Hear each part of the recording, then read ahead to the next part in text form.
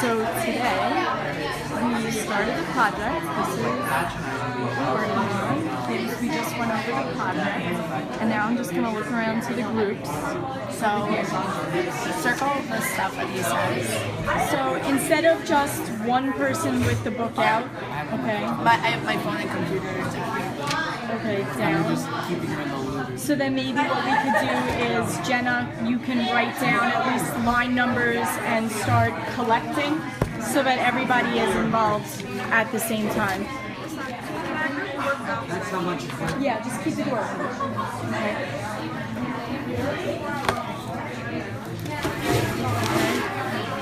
Who is your character? Did you just get a paper? Polonius. Oh, he's fun. I don't really remember much about him. He feels really he just fades in. I feel like He has his moments. there are a couple of things I feel like. He feels pretty self-important. He's a little bit of a helicopter parent.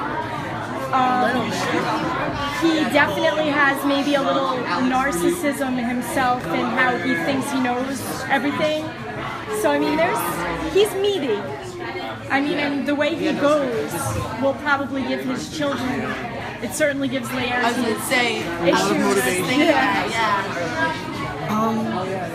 Okay, so you guys are good. Okay. How are we doing here? Who's your character? The ghost him. Yeah. Okay. So we just started thinking of like what we're gonna do for the actual video.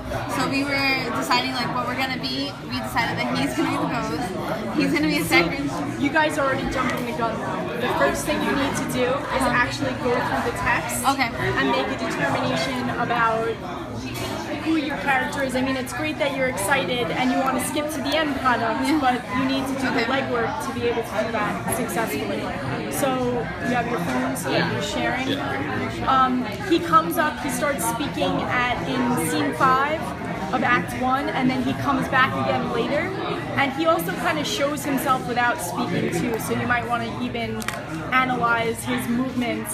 Well, he was like, he starts talking in 5, but he was in it like before 5, like they saw him and stuff. Yep. So just, how he shows up, what... It was like more of his actions before 5. Yep. So who do we have on your... Laertes? Okay. Yeah. Yes, Laertes. So my first thing, you have 2 books and Abe, you don't have a book? No, I'm sure. Yeah. Because I use the online version, but I don't know. Okay. So we just want to make sure then that you're going through and starting to track.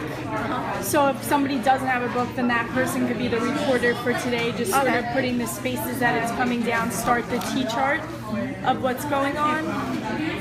Make sure you put the lines, you cite it appropriately, and then maybe you want the ISBN number? No, actually a full citation would be better, just for practice sake. Okay. How are we breaking down over here? Who's your person?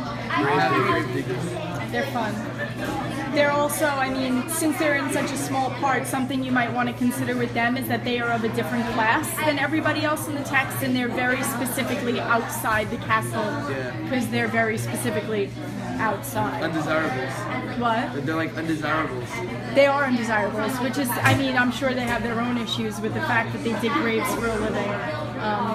Certainly got to be a special kind of person. Plus their conversation is kind of jovial considering the fact that they're burying somebody who committed suicide. That's weird to me. Yep. They're considered clowns, then their job is like... There's an irony there. Yeah. I think Shakespeare did that very much on purpose.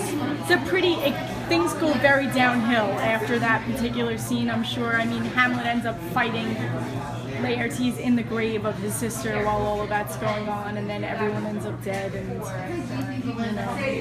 so a little levity right before everybody kicks it in general. Because the gravediggers are singing and like throwing the song. Oh yeah, they're having a good time. Happy people, they love their work.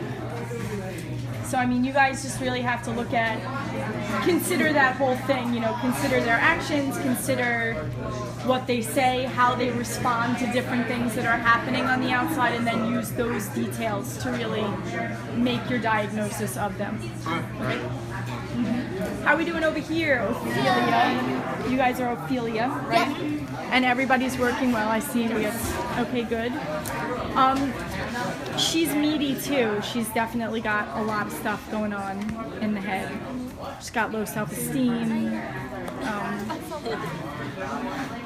She's definitely, I feel like, one of the characters in the text who kind of gets the short straw. You know what I'm saying? Like she gets hurt the most, and she didn't do anything wrong. There was nothing wrong. So I mean, she handles it very poorly as well. I mean, you have a lot to work with.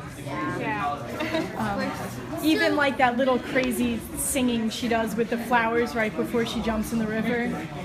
Yeah. But we're still working with the beginning. When she's tentative, and I mean, she stands up to Laertes a little bit, but not really to Polonius. Yeah, it's like she's scared of her. Interesting, right? The dynamic that goes on there. So I mean, that's definitely something you'd want to consider too. How are we doing here, ladies? Okay, so you got your acts and scenes, and now I guess, are you gonna split it so you guys could just gather? Yeah. Is that what you're up to? Awesome. Who are you again? Right, so she's also Out there. Would you, like, question you gotta ask yourself is, do you want her as your mom? No. No, definitely no. She definitely has a bunch of issues, I think, too, because what kind of woman would choose a second husband over her own child? Is her worry of Hamlet actual worry, or is it real? I mean, I've had students go back and forth on that one. They can't tell if she's authentic or if she's very self-centered, or both. Can she have like multiple things wrong? Yes, I think so. So we can do multiple things and then multiple diagnoses. And then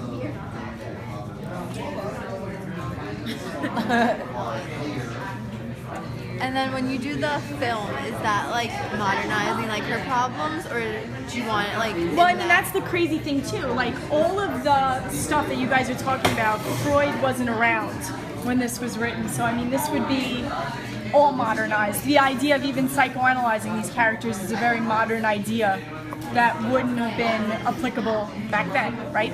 So really what you want to consider is, when you guys are going to do the film, you've already decided that, not the screencast. So I mean, you might want to film like the therapy sessions if you wanted to do it like that, because you're not actually, you wouldn't be filming stuff that happened in the play so much as her remembering things that happened, and then the dialogue between the therapist and her.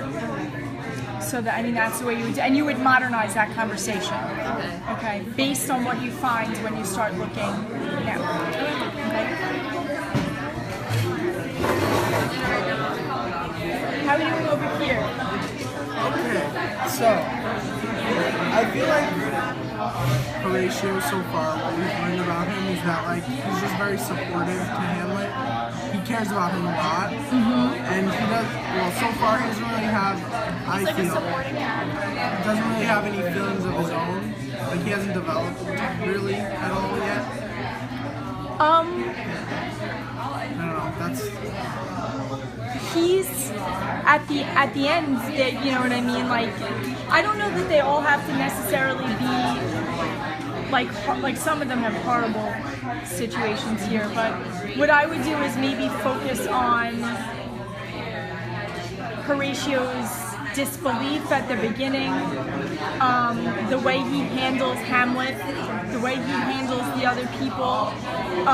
He comes up again later in even how he's dealing with Hamlet's crazy in the middle. Watch his reactions to things and see if you can find something in there. Okay? I feel like since he's maybe not like the center of attention all the time, how he reacts to everything. Like These are our copies, right? What? These are our copies. No, Gabby printed that for me. That's not.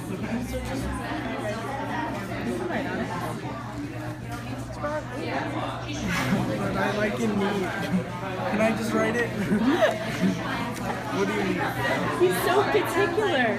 It's pretty funny.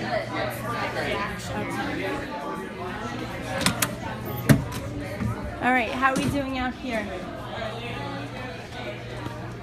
When you said that we had Since it's out. Okay, one second. when you said that we had to create like a diagnosis for our character, do you mean like an actual like diagnosis, or can we like, not make it up, but like Well, you're going to be making up whatever diagnosis you come up with because there was no such thing but as then you know how psychoanalysis they usually, back then.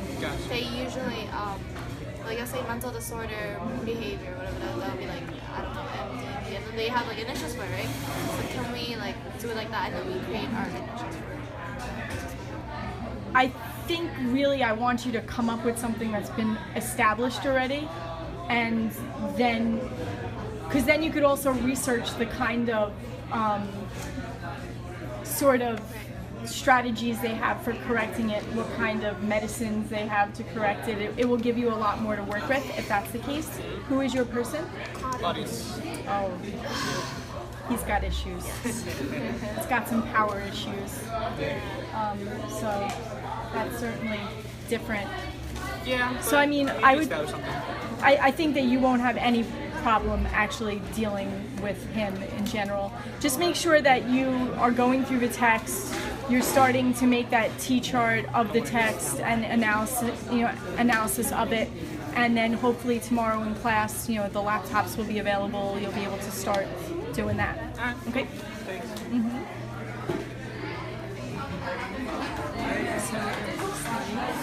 Everybody's engaged in what's going on.